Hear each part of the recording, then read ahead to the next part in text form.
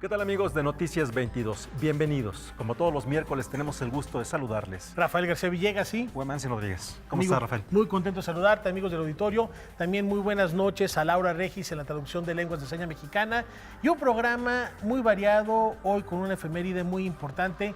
Ayer hablábamos de migración, de estas políticas que había tomado Donald Trump que generaron el descontento internacional, y hoy es Día de los Refugiados. Así es el Día Mundial de los Refugiados. Hay mucha información que queremos compartir con ustedes sobre ello para concientizar sobre esta situación que no es particular de México, de Centroamérica o nuestra relación con Estados Unidos. Pero más adelante hablaremos de eso. También tendremos aquí en el estudio una presencia. Se trata de la directora del Festival de Cine de Amiens, esto en Francia, en donde México va a ser el país invitado de honor. Y además es miércoles de habitaciones propias. Irma Gallo nos tiene una propuesta muy interesante para conocer qué sucede con respecto a las agendas de equidad de género, de libertad reproductiva con los candidatos a la presidencia. Bueno, esto y más es lo que tenemos aquí en Noticias 22. Comenzamos.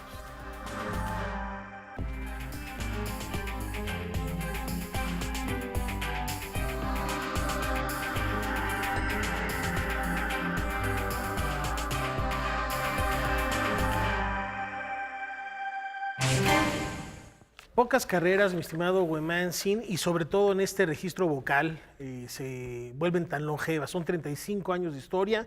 Se puede hablar de barítonos o de bajos que por el color de la voz pueden durar más, pero de un tenor son contados con los dedos de una mano y sobre todo con una trayectoria tan importante. Así es, Rafael. Mucho se ha hablado. La voz es un músculo. O mejor dicho, nosotros lo que escuchamos y llamamos voz es resultado de un músculo que los cantantes ejercitan. Y cuando estás hablando de una tesitura como de tenor, bueno, con el paso de los años esos músculos van cambiando y generan otros sonidos. Es muy común que un tenor termine como tirándole a barítono, Pregúntale, que es un registro un poco más alto, ¿no? A Plácido Domingo, el tenor es el registro más alto, luego está el barítono que es el medio y los graves que son los bajos. Bueno, a propósito de esta discusión tiene que ver con que han pasado 35 años desde que Ramón Vargas se presentó en el Palacio de Bellas Artes con Falstaff de Giuseppe Verdi. Aquella presentación de 1983 no fue la primera de su carrera, pero sí su entrada triunfal al panorama nacional. En 1982, una joven promesa del bel canto debutaba en Falstaff de Verdi en el Palacio de Bellas Artes bajo la dirección de Eduardo Mata y el montaje de Juan Ibáñez. Han pasado ya 35 años de la carrera de Ramón Vargas, trayectoria reconocida nacional e internacionalmente. El tenor celebrará en ese mismo recinto esta fecha. Pero recuerda que fueron el trabajo y la perseverancia pilares clave en una profesión que también tuvo momentos difíciles. Pues sí, tuve una experiencia más significativa con, es algo que nunca he dicho públicamente, me parece así con estas, pero una de las personas que yo más admiraba como músico, cuando yo estaba estudiando, tenía unos 18, 19 años, me llamó y me dijo, mira, yo creo que para la ópera no. Dice, yo creo que tienes una linda voz para, tal vez para el canto liderístico, pero para la ópera no creo, estás perdiendo tiempo. Dije, pues vamos a ver. Pero no, digamos que me sorprendió lo que me dijo, pero no me desanimó. Y yo creo que eso es algo que tenemos que tener los cantantes y los artistas en general, es esta confianza, esta perseverancia, esta pasión que te hace mantenerte y no querer salirte de lo que tú quieres y de lo que tú quieres. Fue también en 1982 que obtuvo el premio Carlo Morelli, al que se han sumado otros como el Lauri Volpi en Italia en 1993 o el Echo Classic en Alemania en 2001. Yo creo que el arte en general te debería de volver mejor persona. Yo creo que el arte te sensibiliza, te da, si tú quieres, son como cosas que tú aceptas o no, te da la oportunidad de ser generoso. Ser generoso no porque vas a ganar más o porque vas a tener más fama, sino ser generoso porque a veces hay cosas que no es necesario hacer y las haces, aún en manera interpretativa.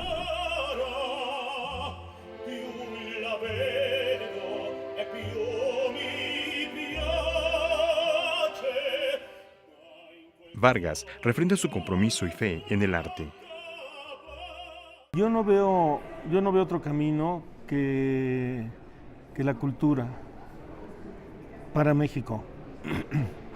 México necesita trabajo, necesita educación y necesita cultura, porque eso nos va a transformar, eso nos va a sensibilizar y eso va a hacer que la gente busque otras aspiraciones a solamente muchos jóvenes que no tienen ideales, a volverse ricos de manera fácil y veloz a través de lo que sea, ¿no? Es una desvirtualización, sí, ¿verdad? Sí se dice, de muchos puntos éticos de las personas. Ramón Vargas se presentará el sábado 23 de junio a las 7 de la noche en el Palacio de Bellas Artes, con piezas de Donizetti, Mozart y Verdi, entre otros, y la dirección de Zbrat Dinic al frente de la Orquesta del Teatro de Bellas Artes y jóvenes del Estudio de Ópera de Bellas Artes, que él fundó. Noticias 22, Víctor Gaspar. Muchas felicidades al maestro Ramón Vargas y admirar esa carrera que ha sido muy inteligente en los roles que ha decidido abordar para hacerla tan longeva. Y a 6 meses de su deceso, la poeta, narradora e historiadora del arte Ileana Godoy fue homenajeada por algunas de las plumas que contribuyó a formar. Discípula de Juan Bañuelos, académica de la UNAM, formadora de generaciones de alumnos en historia del arte y de poetas, Ileana Godoy fue recordada por sus alumnos. Ella tenía una formación arquitectónica, entonces la compaginaba con su sensibilidad poética.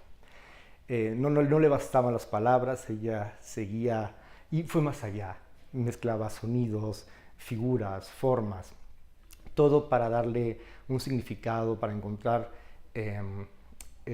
pues un significado de la existencia fenomenológica del mundo, principalmente.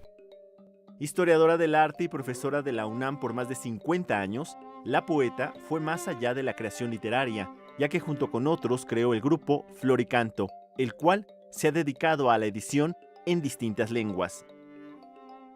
Les tengo 2 libros, uno que se llama El Arca y otros cuentos, que es uno de sus últimos cuentos, y Ritual de Exceso, que, bueno, hay un sincretismo, un pensamiento concreto para abordar de una forma magistral la narrativa con un siempre final sorpresivo. Uno de estos cuentos ganó el premio de la revista Viceversa, y sí se van a sorprender porque cuando la conocen, bueno, los que la conocimos, veíamos en ellos una personalidad, una señora muy formal, muy académica, pero cuando uno lee su obra ves la otra parte de Ileana, que era el sentimiento, que era la emoción, la energía incansable. De sus libros de investigación destaca Pensamiento en Piedra, volumen en donde analiza el pensamiento mesoamericano, pero sin duda su poesía es lo más sobresaliente. Otro de sus temas importantes es la poesía amorosa, la poesía erótica. Su poesía erótica era una poesía muy original, una voz femenina que trató de separarse y de proponer en el grupo de poetas feministas del siglo XX, de proponer unas imágenes que realmente pues sí lo hacen única. Tiene un libro de poesía chamánica, de los poemas chamánicos, donde habla también de toda la tierra, la naturaleza, nuestras costumbres, cómo el hombre va hacia la parte más natural del universo, ¿no? Cómo pues, está sentado en la tierra. También al final de su vida ella empezó a incursionar en los haikus. Noticias 22, Alberto Aranda. Ahora vamos con un personaje muy interesante del siglo XIX, uno de tantos que hubo en esa época, de ese tipo de personas que eran lo mismo abogados, periodistas, escritores y tenían una muy importante participación política. 7 veces cayó preso por el peso de su periodismo combativo, pero nunca se desdijo de ninguna de sus publicaciones ni traicionó a sus ideales. Hace 2 siglos nació Ignacio Ramírez el nigromante, el pensador que ayudó a delinear el rumbo de un México naciente. Nacido en el seno de una familia cuyo padre fue impulsor de la independencia de México, Ignacio Ramírez, el nigromante, fue homenajeado en el bicentenario de su natalicio como un liberal y hombre de múltiples intereses. Su obra sigue no solo vigente, sino inacabada. En las discusiones del constituyente del 57, el debate que sostuvo, anticipó y dio los principios fundamentales, el trípode del artículo 3 constitucional actual, la educación laica, gratuita y obligatoria, que ahora nos puede parecer un lugar común, pero que en la época en que él lo defendió no era suficientemente claro el derecho universal que tenía pues todos los ciudadanos. Artífice del Estado laico en el siglo XIX, Ignacio Ramírez transitó por el periodismo, la literatura y una activa vida política, todas ellas cimentadas en el empirismo inglés y en la ciencia. Uno de los aspectos nodales, centrales de la obra de Ignacio Ramírez y sobre todo de su práctica política y literaria va a ser establecer la ciencia como brújula para su pensamiento. Y vamos a pensar que el establecimiento de la ciencia como instrumento de verificación y producción de conocimiento en el siglo XIX mexicano va a ser central para establecer después los principios de la reforma que implican la separación de la Iglesia y del Estado. En el homenaje en el Palacio de Bellas Artes, Vicente Quirarte también se refirió a la polémica frase que se le atribuye, Dios no existe, y la cual Diego Rivera plasmó inicialmente en el mural Sueño de un domingo en la Alameda. En realidad, Ramírez nunca dijo Dios no existe, que es una frase muy fuerte, sobre todo para la idiosincrasia de la época. Él dijo, no hay Dios, los seres de la naturaleza se sostienen por sí mismos, lo cual es una cosa muy diferente.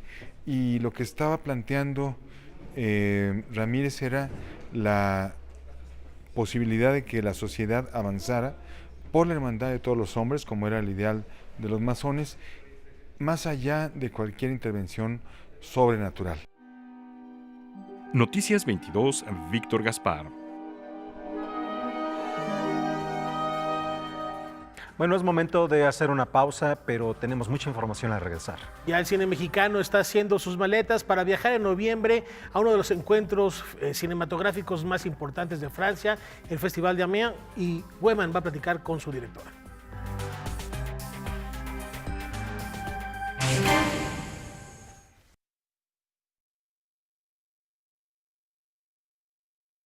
Bueno, continuamos aquí en Noticias 22. La cinematografía nacional será la invitada de honor en la edición 38 del Festival Internacional de Cine de Amiens, en el norte de Francia, para ser más precisos, en Picardie. Y bueno, nos acompaña Anushka de Andrade, directora de este certamen fílmico de Francia. Muchas gracias por estar con nosotros. Gracias por recibirme.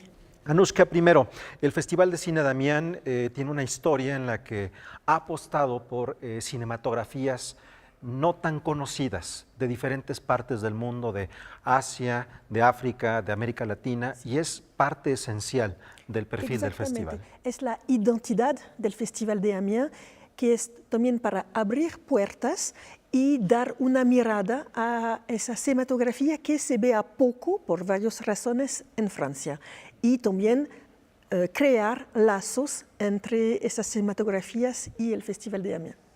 Este festival, que por muchos años estuvo dirigido por Jean-Pierre García, en el año 2000 hizo un homenaje a los estudios Churubusco, donde participaron personalidades de la época de oro del cine mexicano, pero también muchos directores, actores, actrices que han hecho el cine en nuestro país en ese momento, que era el 2002. Se firmaron algunos acuerdos. ¿Cómo ha sido desde entonces esta relación? ¿Cómo al llegar usted a la dirección de este festival ha encontrado estos vínculos, particularmente con México?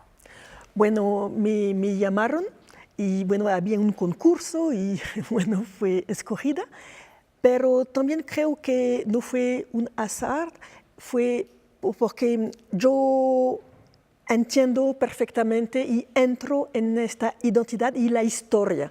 Para mí, yo veo este cargo como un regalo de poder seguir y fortalecer el trabajo empezado por Jean-Pierre García, y así que naturalmente decidí, hace 2 años que estoy a cargo de este festival, decidí cada año de rendir homenaje a un país.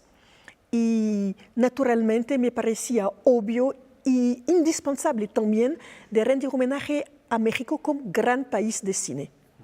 ¿Cómo será esta participación de México como país invitado de honor en el próximo festival, que es del 9 al 17 de noviembre? Exactamente. Vamos a tener 3 o 4 programas. Un que es el cine noir, el film noir mexicano, de la parte clásica hasta el cine contemporáneo. Y este es muy importante y lo hacemos con el apoyo de la Filmoteca, por supuesto de IMCINE, pero la Filmoteca y la Cinemateca de la UNAM, y trabajamos juntos. Luego vamos a tener también un programa de documentales. Hemos invitado a películas de Everardo González, Tatiana Hueso y Eugenio Polgrovsky, porque son 3 mayores directores de documentales que tienen una mirada, que comparten poesía y que tiene una coherencia entre ellos. Me parece obvio, hay un lazo que le reúnen estos 3 directores que hablan, que presentan el cine mexicano, algo muy auténticamente mexicano, pero a la vez muy universal. Y bueno, estará encantada de poder recibir a Tatiana y a Everardo. Espero que sus agendas los permitirán compartir este tiempo con nosotros. Y también vamos a tener un programa de cortos de animación, que también es algo que se desarrolla mucho aquí en México, que es poco conocido en Francia, y también tendremos dentro de este programa un programa especial para los niños, pero los chiquititos también, y dar un espacio a los jóvenes talentos mexicanos, porque esta es la idea, no solamente tener una mirada, mira que hace años los mexicanos... La época de oro. Voilà. Bueno, es interesante también hablar de hoy y del futuro.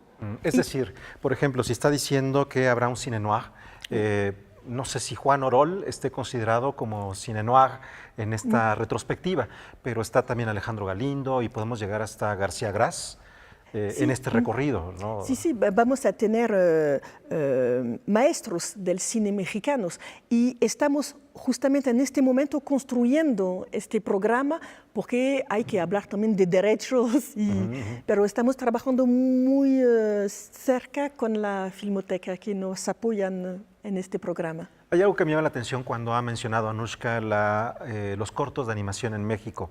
En Francia, donde tienen un festival muy importante y reconocido para el cortometraje, Annecy, o también tienen para cortometraje el Clermont-Ferrand.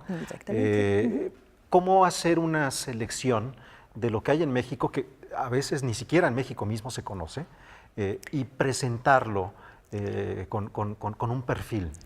Bueno, estoy en este momento, he empezado a verlos y me parecen propuestas muy interesantes y nuestro enfoque va a ser jóvenes directores y propuestas artísticas. Este va a ser los elementos. Sí, los elementos, sí. Y hay propuestas, hay. Ya estamos en la última pregunta, Anushka, y no quiero dejar la oportunidad de conversar con usted. Ojalá y tengamos la posibilidad de estar en noviembre allá en Picardie. Están bienvenidos. Nosotros encantados. Por supuesto que sí, es un lugar maravilloso. Además posee una catedral gótica como la de Notre Dame. De hecho se llama también Notre Dame y son las dos únicas en su estilo. Se llama Notre Dame de Amiens, es una de las más altas de Europa. Así es. Y que la catedral de Notre Dame de París entra 2 veces dentro de la Catedral de Amiens, para decir que es un edificio monumental. Y es de esos pocos lugares que quedaron en Amiens, que fue un lugar de guerra de trinchera en la Primera Guerra Mundial, ¿no? Bueno, antes de despedirnos, Anushka, este vínculo, este homenaje, abre también la puerta, una posibilidad para establecer un programa de coproducción entre ya sea Francia, México o los festivales, porque ahora la mejor manera de hacer cine es en coproducción. Claro, claro. Este es obvio, que vamos a recibir una delegación de directores mexicanos para que se encuentren con los profesionales franceses y también europeos que estarán ahí. Y nuestra idea es que se encuentren, comparten y, por supuesto, participar para que se hacen más y más coproducciones. Y también estamos tratando de hacer un vínculo con Ambulante, que hace un trabajo impresionante aquí difundiendo el cine internacional de documentales, y nosotros no trabajamos, no difundimos películas en la ciudad de Amiens, pero también en los 32 municipios y en ciudades donde hay poco cine o a veces no hay salas de cine. Así que quisiéramos llevar también un programa de Ambulante para difundir con cine latino y mexicano, especialmente en otra ciudad, y así extender un poco la temporada, que no será solamente una semana, pero un poco más allá, y el mes de noviembre será mexicano. Perfecto, pues será fantástico. Esperamos poder encontrarnos por allá. Vamos a insistir. Oh, sí, por favor. Están bienvenidos. Muchísimas gracias, Anushka. Y ahí está la invitación. Quien pueda también estar por allá, por Amiens en esa época, es un lugar maravilloso. Es un sitio con mucha historia y también con unas ruinas romanas que se pueden encontrar por ahí. Maravilloso. Bueno, hacemos una pausa y al regresar vamos a hablar de una situación muy, muy importante, apremiante en el planeta justo el día de hoy, el Día Mundial de los Refugiados.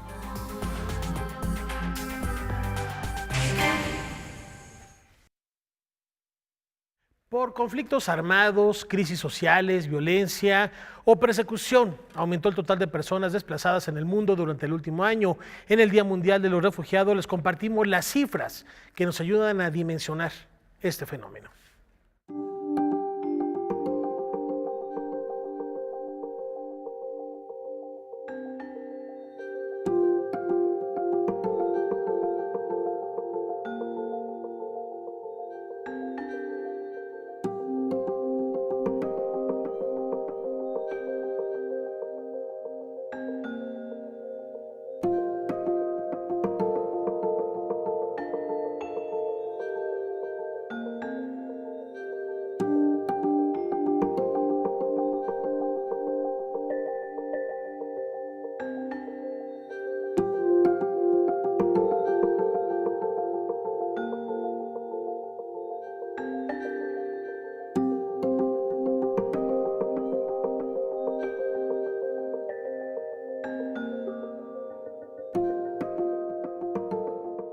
Y a propósito de estos números que son terriblemente lastimosos, se ha anunciado el día de hoy, la ONU, que en México ha aumentado el número de niños que han migrado hacia Estados Unidos, se ha quintuplicado el número de niños, esto según las cifras de 2017. En el planeta hay cerca de 30 millones de personas que han tenido que dejar sus hogares por la violencia, por la guerra, por diversas circunstancias que los empujan más allá de esos lugares en donde viven, en donde han nacido.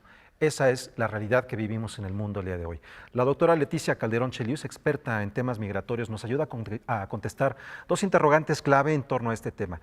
¿Qué significa ser un refugiado? ¿Y cuál es la postura de México frente a la crisis que se vive? Se supone que es una categoría jurídica que supone el reconocimiento de una persona por condiciones de violencia política, religiosa, incluso sexual, puede ser reconocida por otro Estado que no es el propio para albergarse y salvaguardar la propia vida, ¿no? Aunque la categoría jurídica de refugiado se reconoció después de la Segunda Guerra Mundial, en la actualidad muchos estados receptores de migrantes ponen muchas trabas para aceptarla para conceder asilo. La categoría jurídica tiene que partir del hecho de que tu propio Estado es el que te persigue. Entonces el problema es que estamos en ese momento en que la categoría de refugiado ya es insuficiente para explicar lo que estamos viendo. Sí. Es decir, lo que antes ocurrió en términos de las personas que huían porque golpes militares y entonces era muy claro que su propio Estado era el criminal, digamos, claro, el que perseguía. En este momento lo que observamos es que el Estado es criminal por omiso, pero no necesariamente es el principal que lleva a cabo la violencia. Esa situación que ahora es ambigua, siempre lo ha sido, pero que ahora es evidentemente ambigua, pues tiene en una crisis muy fuerte a mucha gente que solicita refugio, que no se le concede bajo el argumento de que su Estado lo podría proteger, su Estado es democrático. Eso ocurre con el caso de los mexicanos que solicitan asilo fuera de nuestro país, que se dice, si es un país democrático, si hay condiciones, incluso elecciones, ¿no?, pacíficas, bueno, entonces esta persona no tendría el derecho a solicitar esa categoría de reconocido como un perseguido. Todos los países democráticos del planeta han firmado desde hace 40 años esta serie de convenios para aceptar y, en todo caso, ser receptores de refugiados. Y que, claro, ahí es donde algunos ponen límites, algunos entonces dicen que es demasiada el número que están recibiendo. Tú mencionabas África, por ejemplo, sí, o Siria, que es un caso muy alarmante, porque ahí claramente es gente que está huyendo de situaciones de guerra.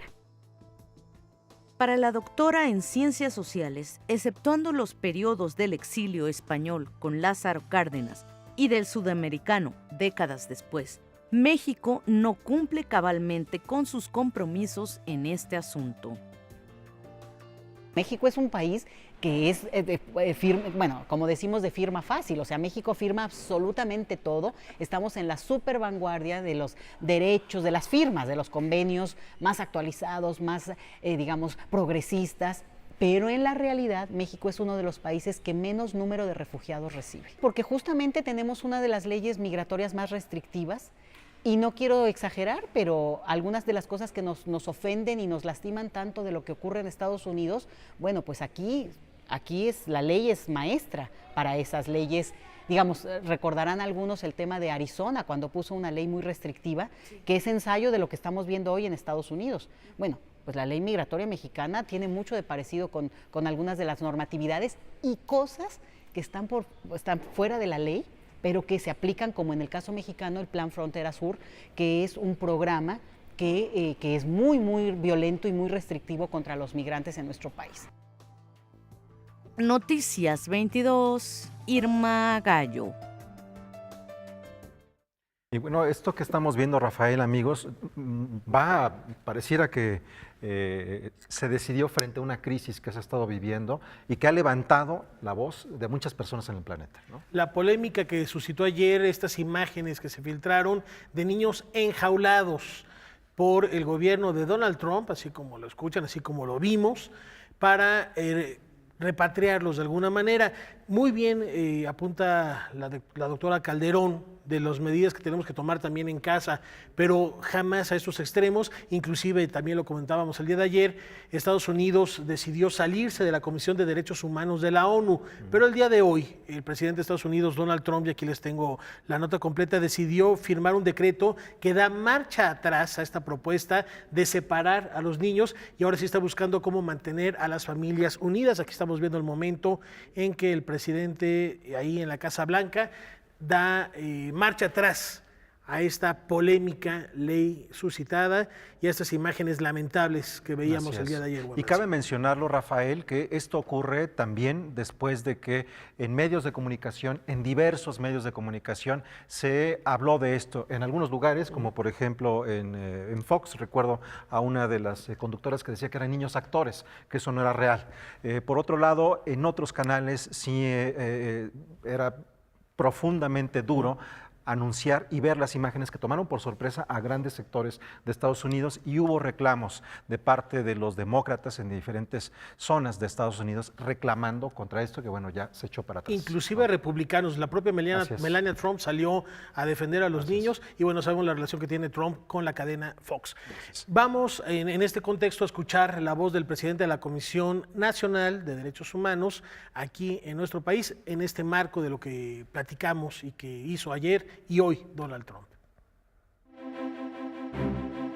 La retórica de que cumplirán los derechos humanos, en los hechos no están cumpliendo el respeto a la dignidad de las personas. Lo tenemos en el tema de las personas en contexto de migración, la separación de familias, la persecución que se hace, el discurso del odio, la discriminación, la xenofobia, pues confirma que la actual política de los Estados Unidos está sustentada en un discurso de odio, un discurso que las demás naciones las obliga, y ese es el exhorto en el Concierto de las Naciones, a que precisamente pongamos en práctica lo que hoy escuchamos.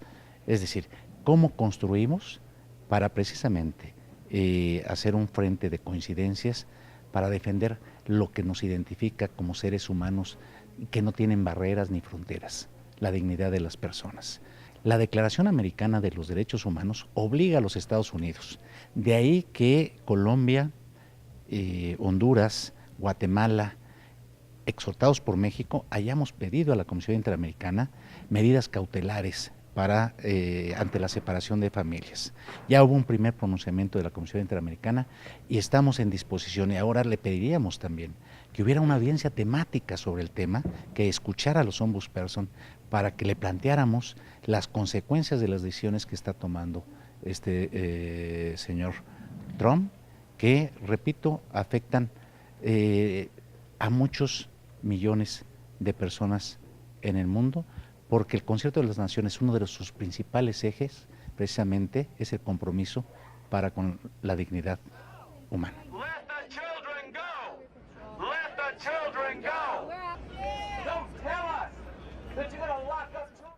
Momento para hacer una pausa. Y queda la reflexión en la mesa.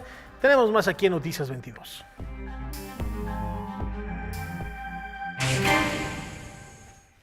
Saltillo se viste de gala para celebrar 441 años de su fundación.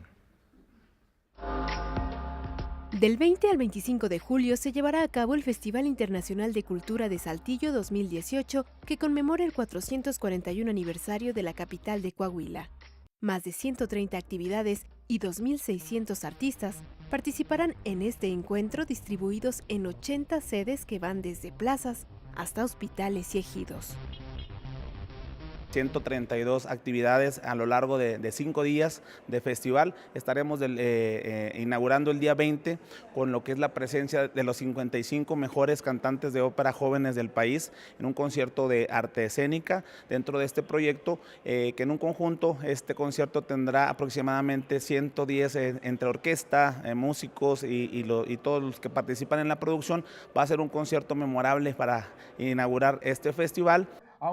Parte de la programación incluye presentaciones de libros como el de Dramaturgia Saltillense, que dará paso a la inauguración del primer festival de teatro de la entidad, en el que participarán actores y dramaturgos como Araceli de la Peña, Miguel Sabido, Angélica Aragón y Beatriz Moreno, y en el que también se rendirá un homenaje al actor Rafael Inclán. Además, habrá exposiciones, proyecciones cinematográficas, conferencias magistrales, recorridos históricos y conciertos de músicos como Beto Cuevas, Eugenia León, Inspector y la Sonora Santanera.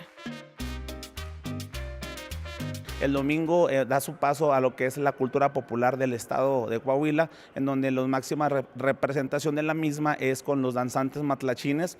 Esperamos en esta matlachinada estatal que se llevará a cabo en el centro de la ciudad, la reunión de aproximadamente 2.400 danzantes de todas las regiones de Coahuila, que la hace en su magnitud la más numerosa del estado. Es la primera vez desde hace 20 años que se realiza que este festival incluye en su nombre la palabra cultura. Era por darle una, vitalidad y un título que lo reconociera como tal. Se presentaba como Festival Internacional de Saltillo, pero la gente siempre preguntaba que ¿festival de qué? Entonces nada más le agregamos dentro del comité de festejos, se le agregó la palabra de cultura para poder más que nada posicionarlo y segmentarlo a nivel internacional. Noticias 22. Karen Rivera. Y esta noche el legendario músico y compositor británico Alan Parsons se presenta en el Auditorio Nacional.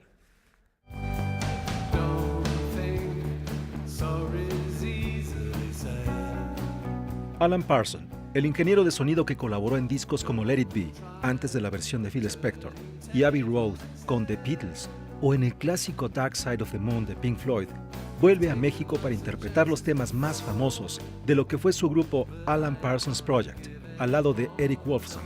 Pero en esta ocasión, su tercera visita a México es con el concierto que el británico ya presentó en Medellín, Colombia, en 2016, The Symphonic Project. Our show is predominantly hits. It will be a challenge to get the orchestra sounding good. I mean, it's a lot of microphones. It's 90 musicians. That will probably be at least, I'm guessing, 70 microphones for the orchestra alone. En esta ocasión, Parson viene con su grupo integrado por 8 músicos, acompañados por la Orquesta Filarmónica 5 de Mayo de Puebla. Of course, I can't hear what the audience is hearing when we play live, so I have to rely on my technicians to do a good job. It's very technically challenging to play a live show with a band that plays very loud and an orchestra that is comparatively quiet. That's why it's so great that we have a big orchestra.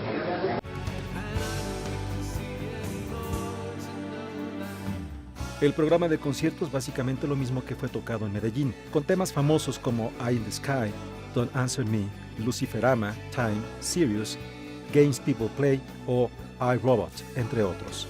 Además, tocará 2 temas que no han sido escuchados con arreglos orquestales como Silence and I y Harmonia Avenue. I think it's when we play with orchestra, it's simply trying to represent the music as best we can to make it as close to the records as possible.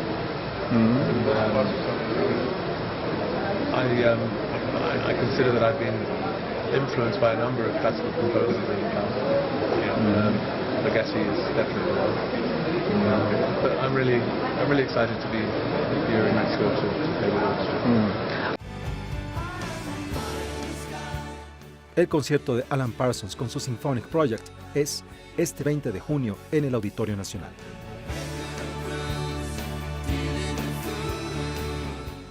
Bueno, y una versión mucho más larga de esta conversación con Alan Parsons la pueden encontrar en Noticias 22 Digital. Ustedes, si ya tienen descargada la aplicación, pueden verlo en su teléfono celular o también en su computadora de escritorio pueden acceder a estos materiales que tenemos en Noticias 22. En este caso, una conversación mucho más larga con Alan Parsons. Y continuamos con música. La mancuerna, conformada por el bajo cantante Sergio Meneses y la pianista Raquel Weller, celebrará su 25 aniversario de esta exitosa sociedad.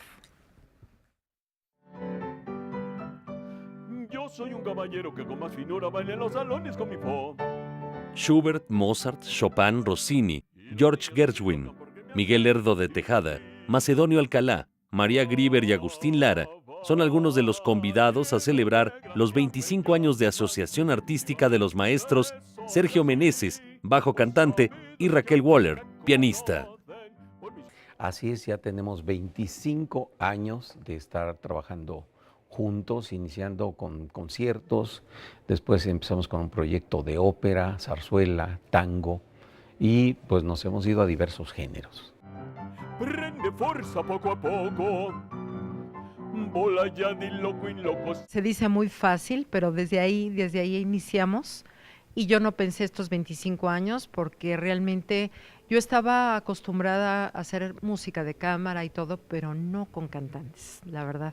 Entonces, para mí esto ha sido una experiencia en conocer no solamente al maestro Sergio, sino también en encontrarme en el camino a varios cantantes profesionales de diferentes tesituras, y para mí eso fue, pues, ahora sí que el destino me llevó a otro lado, pero la cual estoy muy agradecida porque ha sido un aprendizaje en cuanto a mi carrera profesional, no solamente como concertista, sino también haciendo música de cámara, acompañando al maestro. Han podido traspasar fronteras con presentaciones en Estados Unidos, Italia y más recientemente Cuba, que representan algunas de las tantas experiencias importantes que han acumulado en estos 25 años. Este programa que estamos haciendo va a ser muy interesante porque iniciamos con algo de Lied alemán, luego hacemos Lied francés, áreas de concierto de Mozart. La maestra también va a tocar como solista acompañado de la camerata, que también va a ser una parte importante porque ahí la maestra pues se va a dar ahora sí que la presencia de compartirnos, ¿no? su piano. Y después nos vamos a ir un poquito a unos tangos, un par de tangos, zarzuela, desde luego, música mexicana, y creo que le estamos dando un buen giro.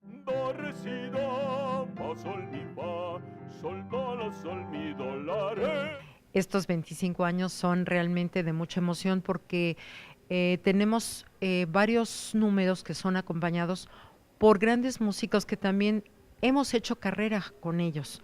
No solamente, no son músicos que los acabamos de conocer ayer, sino realmente también con ellos, la mayoría estamos igual con este mismo número de años. Estamos muy emocionados por todo lo que esperamos este domingo, que la gente reciba y que nos acompañen a la Sala Manuel M. Ponce, 24 de junio a las 5 de la tarde, para que disfruten de este concierto y compartan con nosotros estos 25 años. Con información y texto de Salvador Perches Galván, Óscar Helguera, Noticias 22. Bueno, es momento de hacer una pausa, pero quédese con nosotros porque tenemos ya aquí a Irma Gallo. Habitaciones propias y cuál es la agenda política en cuanto a equidad de género, derecho también a la reproducción. Lo platicamos al volver.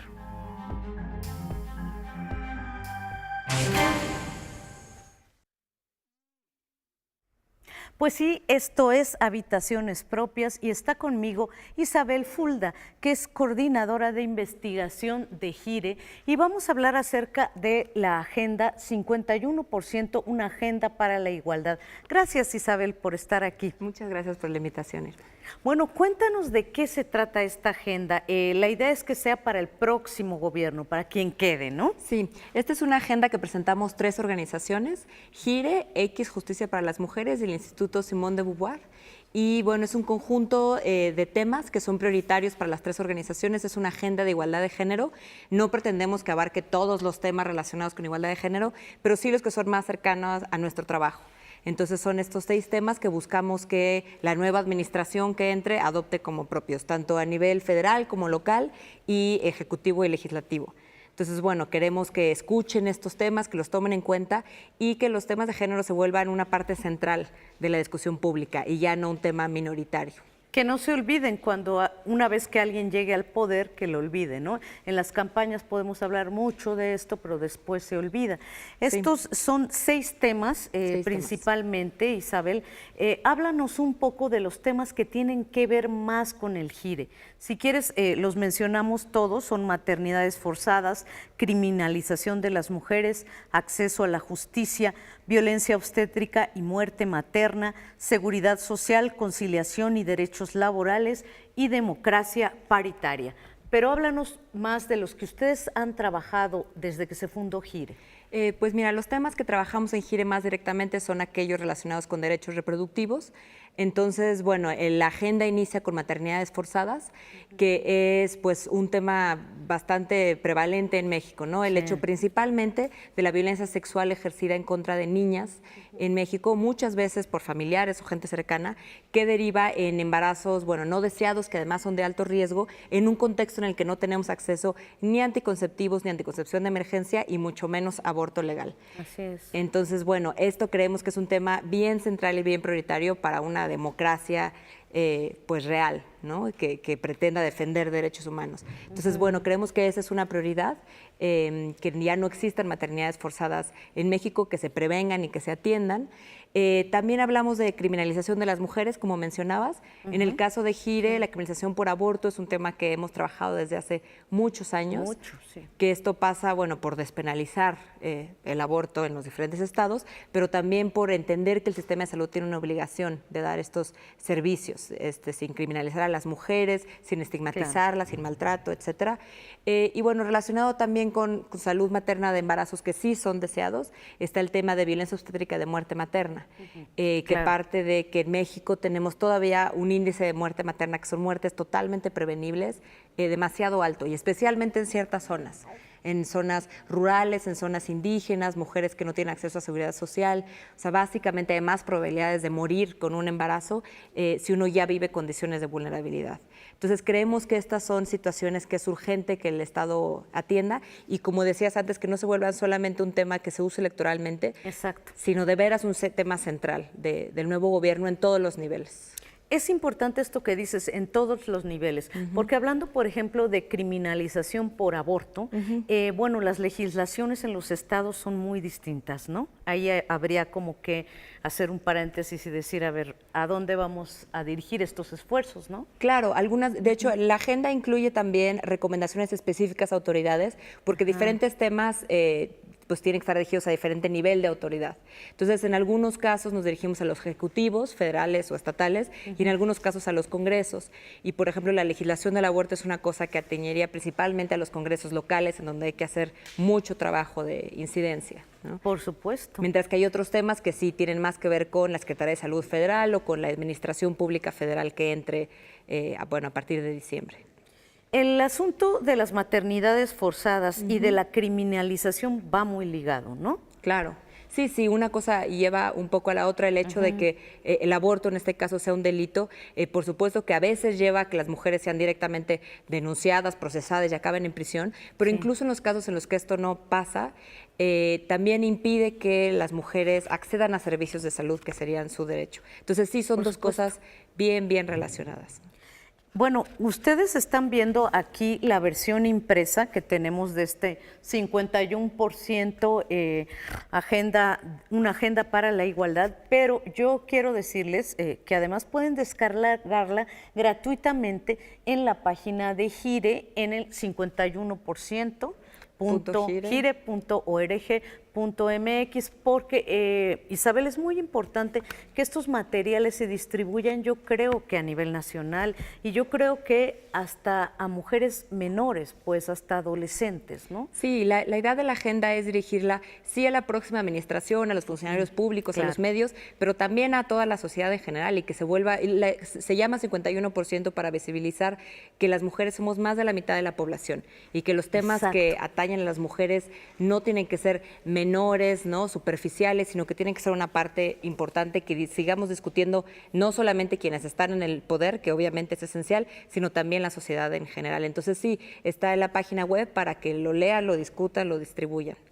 Y como les dije en un principio, hay otros temas que toca la agenda y que son estos temas que urgirían más que el próximo gobierno tocara, que son violencia, lo de acceso a la justicia, seguridad social, conciliación y derechos laborales y democracia paritaria. En cuanto a la seguridad social y los derechos laborales, bueno, sabemos el caso de las trabajadoras domésticas, por ejemplo, Isabel. Sí, claro, lo que tratamos de visibilizar en este tema es que todavía queda una gran brecha en cuanto a los derechos laborales de las mujeres y que haya una verdadera conciliación entre la vida laboral y personal, pero esto es a nivel del trabajo formal, pero en el trabajo informal estas diferencias son mucho más notorias. Entonces, grupos específicos como las trabajadoras del hogar están en condiciones muy vulnerables donde sus derechos están violados básicamente todo el tiempo, ¿no? Y existen cosas muy puntuales que podría hacer el Estado mexicano y medidas que podría implementar para empezar a subsanar este tipo de diferencias. Entonces, las trabajadoras del hogar son una prioridad en esta agenda, y al igual que, todas las mujeres trabajadoras, pero especialmente las que están en el sector informal. Claro. Bueno, Gire lleva muchos años trabajando los temas de los derechos reproductivos de la mujer sobre todo, y es una asociación, es una organización que no recibe fondos oficiales. ¿Estoy en lo correcto? Sí. Entonces, si nosotros queremos apoyar a Gire, miren qué bonita cajita tenemos, la cajita del feminismo. Sí. Que les voy a enseñar qué cosas más bonitas vienen aquí. Ustedes pueden hacer una donación consuetudinaria, o sea, pueden apoyar con una cantidad mensual, no sé de cuánto sea, podemos entrar a la página, una playera de feminismo, una linda taza que dice Gire y una libretita. pero sobre todo lo importante es poder apoyar a esta organización que, como les digo, no tiene fondos oficiales. ¿Es así, Isabel? Sí, esto que le llamamos el kit feminista. El kit feminista. Sí, la idea es involucrar a la gente más activa en el trabajo que hacemos. Digo, Gire ya lleva más de 25 años trabajando por los derechos de las mujeres y la idea del kit no es solamente, bueno, que lo compren y así puedan aportar al trabajo que hacemos, sino que, como dice, se vuelvan donatarias recurrentes y simpatizantes del trabajo que hacemos y podamos compartirles de manera más cercana pues nuestro trabajo cotidiano y demás. Entonces sí, las invitamos a que entren a la página. Igual, si están interesadas, pueden mandar, en volverse donantes, pueden mandar un mail a correo@giremx.org.mx y bueno, conseguir nuestro kit feminista e involucrarse más directamente con el trabajo que hacemos en México. Por supuesto, estar enteradas de todo lo que está haciendo Gire por las mujeres en nuestro país. Muchas gracias, Isabel Fulda, ha sido un placer. Volvemos con ustedes, Rafa Huemanzin, muchas gracias. Gracias a ti, Irma, Isabel, bienvenida y enhorabuena de verdad por esta iniciativa y de verdad el llamado, Huemanzin, a que desde cualquier instancia de gobierno tomen en cuenta estas propuestas. Así es, porque son problemas verdaderamente serios en lugares en donde hay mujeres en este país que mueren al dar a luz. También en las grandes ciudades hay mujeres que difícilmente tienen un parto natural. Lo que quiero decir es que la mayoría de los hospitales tienen cesáreas, programan las operaciones, cobran la operación, Parto, ¿no? cobran mucho más dinero de lo que debería de ser y eso tampoco se vale, ¿no? Ahí También está es un abuso. La reflexión no solo compete a las mujeres, sino a todos como sociedad. Gracias por acompañarnos. Nos vemos mañana en el horario de costumbre. Muchas gracias, Women. Nos vemos, Rafael. Buenas noches. Hasta mañana.